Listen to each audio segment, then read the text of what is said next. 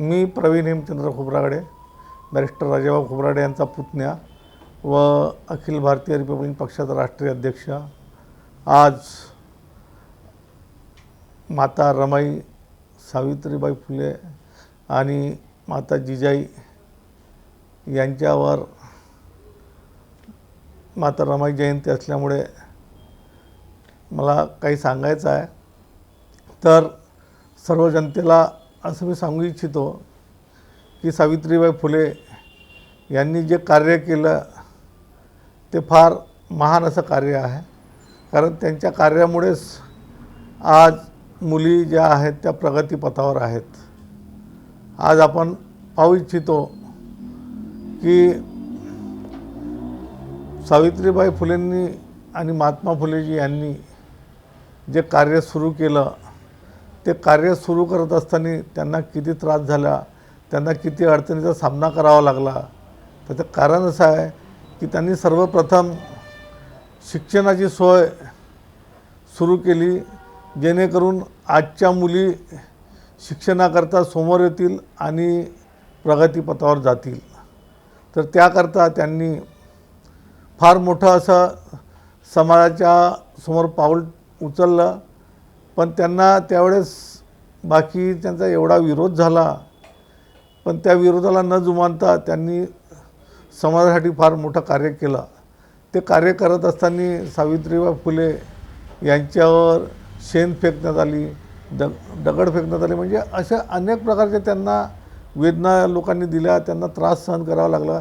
तरी पण त्यांनी हिंमत न हारता मुलींना शिक्षणाची दारे खुले करून दिली। आणि मुलींना शिक्षणाची दारे खुली करून देत असताना त्यांना तो काळ असा होता की त्या काळात मुलींना चूल आणि मूल एवढंच होतं त्या काळात। पण सावित्रीबाई आणि महात्मा फुलेंना असं वाटलं की नाही, मुली शिक्षणातून समोर आल्या पाहिजे, समाज सेवेत लागल्या पाहिजे, अधिकारी बनल्या पाहिजे, लीडर बनल्या पाहिजे। म्हणून त्यांनी मुलींना त्यावेळेस सर्व प्रकारचं म्हणजे शिक्षण दिलं त्यांना। म्हणजे पहिलीपासून तर पूर्ण हायर ग्रॅज्युएशनपर्यंत शिक्षण दिलं। आणि ते शिक्षण देत असताना त्यांनी ठरवलं की मुली या समोर आल्या पाहिजे। आणि त्यावेळेस मुली म्हणजे शिक्षणासाठी जायलाही तयार नव्हत्या। म्हणजे घरचे लोक काय म्हणतील, घरचे लोक त्रास देतील म्हणून मुली शिक्षणासाठी समोर येत नव्हत्या। पण यांनी घरच्या लोकांची समजूत काढली, घरी जाऊन बसले, प्रत्येकाच्या घरी जाऊन बसले, त्यांची समजूत काढली की तुम्ही मुलींना शिकवा, मुलींना शिकवाल नाही तर समाज कसा प्रगती करेल, मुली कशा समोर जातील। म्हणून त्यांना एकेकाच्या घरी जाऊन बसून म्हणजे बराच वेळ आपला दिला, म्हणजे 1-1, 2-2, 4-4, 8-8, 10-10 दिवस दिले एकेकाच्या घरी। आणि घरी जाऊन प्रत्येकाला समजून सांगितल्यावर मग एक जण तयार होत गेलं। म्हणजे एकावेळी 10 मुली 5 मुली अशा नाही, एक मुलीला ते शिकवत त्यांनी पूर्ण मुलींना मग शिकवण्याची सुरुवात केली एक करून। आज त्या मुली आपण पाहतो तर चांगल्या राष्ट्रपती बनल्या, पंतप्रधान बनल्या आणि चांगल्या अधिकारी बनल्या। आज प्रत्येक कलेक्टर आहे, IPS आहेत, म्हणजे अशा प्रकारच्या प्रत्येक मोठ्या पोस्टवर आज मुली आरूढ आहेत आणि समाजाची सेवा करत आहेत। तरी त्यांनी एवढी मोठे कार्य म्हणजे एका समाजासाठी नाही तर सर्व समाजासाठी केला। आज इतर समाजाच्या मुली म्हणजे आज त्यांना वाटत असेल की बरं झालं सावित्रीबाई फुलेंनी त्यावेळी मुलींना शिक्षण देण्याचा प्रयत्न केला, त्यामुळे आज आम्ही पण आज एवढ्या मोठ्या पदावर आज आम्ही शिकलेलो आहोत। तर आज त्यांच्यामुळे आमची प्रगती झाली। तर आज त्यांनाही असं वाटत आहे की कुठेतरी सावित्रीबाईंनी आमच्यासाठी एक चांगलं काम केलं, म्हणून त्यांना क्रांतिज्योती सावित्रीबाई फुले असं आज सर्वजण म्हणत आहेत। आणि त्यांनी ती शिक्षणाची मशाल पेटवली आणि प्रत्येक मुलींना म्हणजे अग्रेसर केलं की तुम्ही शिकल्याच पाहिजे, म्हणजे एवढं शिक्षणाचं महत्त्व पटवून दिलं आणि मुली शिकल्या। आज प्रत्येक कामात अधिकारी झाल्याच आहेत, पण सोशल कामातही मुली आज 1 नंबरवर आहे। म्हणजे आजची परिस्थिती आज आम्ही जे पाहतो तर आजची परिस्थिती अशी आहे की सर्व मुलीसमोर दिसतात, म्हणजे सामाजिक क्षेत्रातही, राजकीय क्षेत्रातही, धार्मिक क्षेत्रातही प्रत्येक धर्माचे आपापले सण त्योहार आणि चांगले कार्यक्रम मुली चांगल्या प्रमाणात करत आहेत. आज आम्हालाही, आम्ही डॉक्टर बाबासाहेब आंबेडकर शतकोत्तर जयंती महोत्सव हे एक आमची सामाजिक संघटना आहे, त्या माध्यमातून पाहतो की मुली आज म्हणजे त्यांना इतका उत्साह आहे की आम्ही भाषण दिलं पाहिजे, आम्ही संचालन केलं पाहिजे ना, आम्ही समाजासमोर आपली प्रगती कशी होईल हे दाखवलं पाहिजे, म्हणून त्या मुली तयार झाल्या आहेत. तर आज प्रत्येक जण म्हणजे इतक्या उत्साहाने प्रत्येक सण साजरे करत असतात. तर असा हा सावित्रीबाईंचा प्रवास आहे, म्हणून त्यांना आपण क्रांतिज्योती सावित्रीबाई फुले म्हणतो. त्यांनी म्हणजे इतका मोठा प्रवास केला. पण आजही आपल्याला सांगू इच्छितो की आज मोठ्या मोठ्या शहरात तेही पुण्यासारख्या शहरात सावित्रीबाई फुलेंनी हे सर्व कार्य केलं. पण काही पुण्याच्या कॉलेजमध्ये सावित्रीबाई फुले, क्रांतीसूर्य महात्मा ज्योतिबा फुले यांच्याबद्दल अजूनही माहिती कमी आहे. त्याचं कारण असं आहे की इतर स्टेटचे मुलं जे पुण्यात येतात त्यांना ती माहिती कमी आहे. म्हणून त्या माध्यमातून आम्ही रिपब्लिकन स्टुडंट फेडरेशनच्या माध्यमातून पुण्याच्या कॉलेजमध्ये आम्ही ते प्रशिक्षण लावलं आणि सावित्रीबाई फुलेंनी काय महिलांसाठी केलं, मुलींसाठी केलं ते सर्व सांगितलेलं आहे. आम्ही दिल्लीमध्येही आता प्रत्येक म्हणजे JNU सारख्या युनिव्हर्सिटीमध्ये कॉलेजमध्ये सर्वांना माहीत झालं की दिल्लीसारख्या कॉलेजमध्ये की सावित्रीबाई फुलेंचं कार्य किती मोठं आहे, किती महान आहे.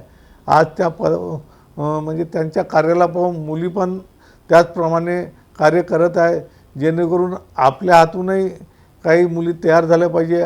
आज आम्ही पाहतो पूर्ण भारतामध्ये अजूनही बरंचसं शिक्षित प्रमाण कमी आहे आणि मुलं शिकल्या पाहिजे. म्हणजे आज काय शिक्षणाची प्रगती कशी करायची म्हणून प्रत्येक गावागावात खेड्यापाड्यात सरकारतर्फे प्रयत्न सुरू आहेत. कारण मुलं मुली दोघंही शिकले पाहिजे म्हणून सरकारही प्रयत्न करत आहेत. पण तरी पण काही ठिकाणी पूर्णपणे म्हणजे मुलं मुली शिकून नाही राहिले. पण त्यांना शिक्षणाचा वेळच लागायला पाहिजे. म्हणून आज ज्या मुली मोठ्या पदावर आहेत, ज्यांना समाजसेवेची रुची आहे, समाजसेवेची आवड आहे, अशा मुली म्हणजे त्या मुली जे शिकून नाही राहिले, जे घरी बसून आहे त्यांना तयार करतात आणि त्यांना शिक्षणासाठी प्रोत्साहित करतात. आज अशी परिस्थिती आहे, काही घरची परिस्थिती इतकी हालाकीची असते की मुलींना शिकवू शकत नाही. त्यांनाही हे जे आज क्रांतिज्योती सावित्रीबाई फुले, डॉक्टर बाबासाहेब आंबेडकर यांच्यामुळे जे आज शिक्षणाचं महत्त्व समाजाला माहीत झालं आहे, तर आज त्या जे मोठे मोठे अधिकारी झाले आहेत, मुलं असो मुली असो, त्यांनाही असं वाटतं की ज्यांची परिस्थिती हालाकीची आहे त्यांच्या घरच्या लोकांना आपण शिकवलं पाहिजे. म्हणून आज काही लोक गावाच्या गावात दत्तक घेत आहेत मुलं शिकले पाहिजे म्हणून आणि मुली शिकल्या पाहिजे म्हणून. तर अशा प्रकारची म्हणजे आज सर्वांना शिक्षणाची आवड निर्माण करून राहिले आहेत. तर ते आज गरजेचं आहे. म्हणजे प्रत्येक घरात साक्षर बनणं हे आवश्यक आहे. म्हणून आज त्यांच्या कार्याला म्हणजे फारच म्हणजे सर्वजण आवडीनं बघतात आणि सर्वजण त्यांचं कार्य पण स्वतः आम्ही तसंच झालं पाहिजे, तेवढ्या प्रमाणात नाही पण आम्ही काही लोकांना शिकवलं पाहिजे अशी आज जे समाजकार्यात आहे त्यांना वाटते आणि ते लोक तशा प्रकारे त्या मुलींना शिकवून राहिले आहेत. आज येत्या 7 फरवरीला आई रमाई यांचा जयंती दिवस आहे. रामजी बाबा यांचा स्मृती दिवस आहे. आम्ही ते कार्यक्रम घेत असतो ना, 2 फेब्रुवारी रामजी बाबांचा स्मृती दिवस आणि आई रमाई यांचा जयंती दिवस आहे. तर त्यांच्या जयंती दिवसालाही आम्ही प्रामुख्याने डॉक्टर बाबासाहेब शतकोत्तर समितीतर्फे दरवर्षी कार्यक्रम घेत असतो. पहिले आम्ही बाबासाहेबांच्या पुतळ्याजवळ घेत होतो, पण आज वार्डात कार्यक्रम लागले पाहिजे, गावागावात कार्यक्रम लागले पाहिजे म्हणून यासाठी आमचे प्रयत्न चालू आहेत. उद्याही आमचे 7 फेब्रुवारी असल्यामुळे आमचे उद्याही कार्यक्रम आहेत. त्यांच्या जयंतीनिमित्त आम्ही कार्यक्रम घेत असतो. कारण माता रमाई, आई रमाई यांनी बाबासाहेबांना जे सहकार्य केलं, म्हणजे त्यावेळची परिस्थिती फार हलाखीची होती. बाबासाहेबांना म्हणजे शिक्षणाची आवड होती. बाबासाहेब शिकायला पाहिजे, बाबासाहेबांना परदेशात जाऊन शिक्षण घ्यायला पाहिजे म्हणून आई रमाईंनी म्हणजे घरी एवढं मोठं हालअपेष्ट असतानाही बाबासाहेबांना जे सहकार्य केलं आणि बाबासाहेबांसाठी जे केलं, म्हणजे खरंच म्हणजे सर्व आई रमाईचा त्याग आहे तो. म्हणजे बाबासाहेबांना त्यांनी म्हणजे सहकार्य करून तुम्ही करा, आम्ही मुलांना सांभाळते. त्याच्यातही त्यांचे 4 मुलं मरण पावले. म्हणजे एवढा मोठा त्याग त्यांनी केला आणि त्या त्यागातून बाबासाहेबांना त्यांनी आज म्हणजे बाबासाहेब आज घडले. म्हणजे रमाईचा त्याग आणि बाबासाहेबांची मेहनत, बाबासाहेब घडले ना. आज बाबासाहेबांचं कार्य पूर्ण जगभर आहे. जगभर कार्य राहण्याचं म्हणजे बाबा रामजी यांचं कष्ट, यांची मेहनत आणि आई रमाई यांचा त्याग, याच्यामुळे बाबासाहेबांचं कार्य आज प्रगतीपथावर आहे. म्हणजे आज प्रत्येक कोणत्याही समाजाचा व्यक्ती असो, कोणताही पॉलिटिकल नेता असो, बाबासाहेबांचं नाव घेतल्याशिवाय कार्य करत नाही. तर अशा प्रकारे आज आपण पाहतो, आज बाबासाहेबांनी म्हणजे एवढा मोठा आपलं जीवनाची आहुती दिली की बाबासाहेबांमुळे आपल्याला आज 14 ऑक्टोबर व 16 ऑक्टोबरला बौद्ध धम्माची दीक्षा मिळाली आणि बाबासाहेबांनी संविधान लिहिलं. आज त्या संविधानावर देश चालत आहे आणि संविधान लिहिण्यासाठी आणि ते जे काय बाबासाहेबांनी मेहनत घेतली, फार मोठी मेहनत आहे. कारण 2 वर्ष 17 दिवस संविधान लिहिण्याला लागले. तर त्याच्यामुळे 2 वर्ष 11 महिने 17 दिवस एवढा मोठा पिरियड, म्हणजे जवळपास 3 वर्षात जवळपासचा मोठा पिरियड बाबासाहेबांना संविधान लिहायला लागलं.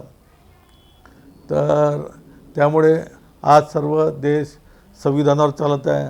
आज म्हणजे त्याच्यानुसार आपण घडत आहोत. म्हणजे संविधानावर आपण सर्व घडत आहोत आणि प्रत्येक व्यक्ती संविधान काय आहे हे समजून सांगण्याचा प्रयत्न करत आहे. संविधानाचा जागर आज तुम्ही पहा, समाजात कोणत्याही जिल्ह्यात जा, कोणत्याही स्टेटमध्ये जा, संविधानाचा जागर करणं गरजेचं आहे. संविधानामुळे बाबासाहेबांनी कसं सर्वांसाठी संविधान उपलब्ध करून दिलं हे सांगणं गरजेचं आहे. कारण जेव्हा बाबासाहेब संविधान लिहित होते त्यावेळेस डॉक्टर पंजाबराव देशमुख बाबासाहेबांकडे गेले. बाबासाहेबांना म्हणाले की तुम्ही आमच्यासाठी काय तरतुदी केल्या संविधानात. तर बाबासाहेबांनी त्यांना ते लिहिलेलं दाखवलं आणि पहिलं तरतूद OBCसाठी संविधानात बाबासाहेबांनी केली. एवढा मोठा बाबासाहेबांनी सर्वांसाठी त्या संविधानात तरतुदी करून ठेवल्या आहेत आणि आजही आपण संविधानामुळेच जगत आहोत. म्हणून ह्या सर्व करण्यासाठी आई रमाई यांचा फार मोठा त्याग आहे. कारण बाबासाहेबांनी त्यावेळेस शिक्षण घेतलं नसतं तर आपल्याला धम्म भेटला नसता, आज संविधान मिळालं नसतं. म्हणून आई रमाईमुळे हे सर्व घडलेलं आहे. त्याच्यामुळे आई रमाईचंही फार मोठं ह्या समाजात योगदान आहे. म्हणून आई रमाईला विसरता येत नाही. म्हणून आई रमाईसाठी म्हणजे आपण सर्व जण मिळून त्यांच्या म्हणजे प्रत्येक ठिकाणी त्यांची जयंती साजरी व्हायला पाहिजे. मागच्या आम्ही 15 वर्षापासून त्यांची जयंती फार मोठ्या उत्साहात आनंदात साजरी करत असतो. प्रत्येक ठिकाणी आम्ही जात असतो. त्यामुळे कसं आहे की त्यांच्या कार्याला, त्यांनी जे कार्य केलं ते समाजापुढे येणं गरजेचं आहे. म्हणून त्यांच्या कार्याला आपण सर्वांनी समोर न्यायला पाहिजे. कारण बाबासाहेबांनी जे कार्य केलं, बाबासाहेबांचं प्रथम कार्य होतं की शिक्षण घेणं हे काळाची गरज आहे. शिक्षण हे वाघिणीचं दूध आहे, जो घेईल तो ढळकल्याशिवाय राहणार नाही असं बाबासाहेब म्हणत होते. म्हणून आज बाबासाहेबांमुळे आपल्या सर्वाला शिक्षण मिळालं आहे. क्रांतिज्योती सावित्रीबाई फुलेमुळे मिळालं आहे आणि आज आपण त्या शिक्षणावर चालत आहोत. म्हणून याच्यासाठी सर्व हा त्याग जो आहे बाबासाहेबांना म्हणजे सहकार्य करण्याचा हा सर्व आई रमाईचा त्याग आहे. म्हणून आपण सर्वांनी आई रमाईची जयंती मोठ्या प्रमाणात साजरी करावी. धन्यवाद. जय भीम, जय भारत. आप देख रहे हैं लॉर्ड बुद्धा टीवी.